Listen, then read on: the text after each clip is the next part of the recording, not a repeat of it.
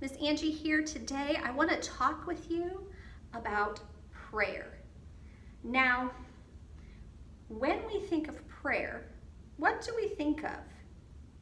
Do you think that it's like picking up a telephone and talking to God? I know I've heard some people use that example in the past. Today we're going to look at a light switch. How is praying to God like a light switch? Before we do that, let's take a look at our verse. This comes from James chapter 5, verse 16. It says, "The prayer of a godly person is powerful. It makes things happen." Now this light switch here, the one that I have right here, if you take a look at it, you'll see it's not connected to anything. And sometimes people might think that prayer is kind of like this. It is just something that doesn't really make a difference. I can flip the switch on and off and on and off. Did our lights change? No, it didn't change at all. And that's how some people in the world view prayer. They say prayer, it doesn't make a difference. It doesn't really go anywhere. It might make you feel like you're doing something, but you're really not. But the difference between this light switch and the one in the wall is that it's connected to the light. It's got that wire that travels all the way through, and that wire, that connection, lets that light know, hey, it needs to come on.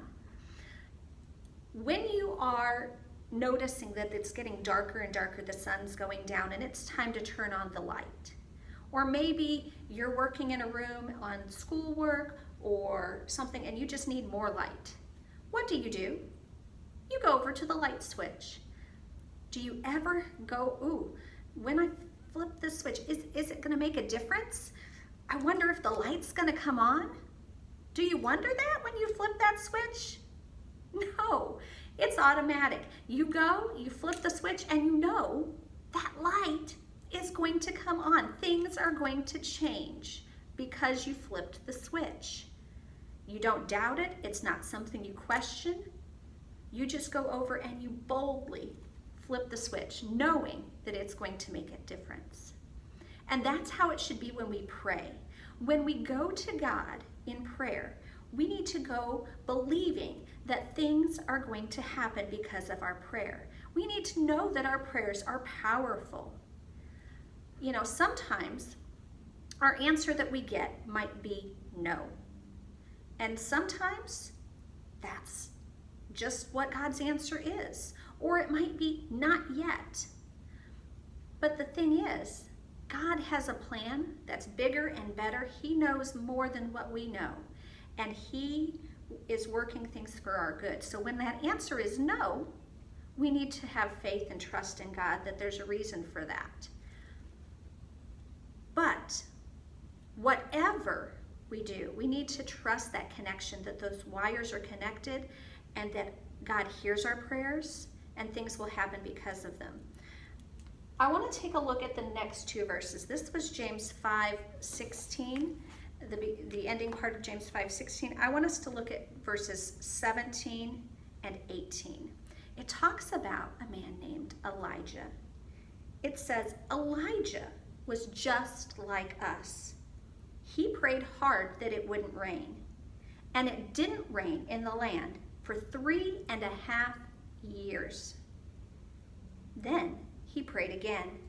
That time it rained, and the earth produced its crops.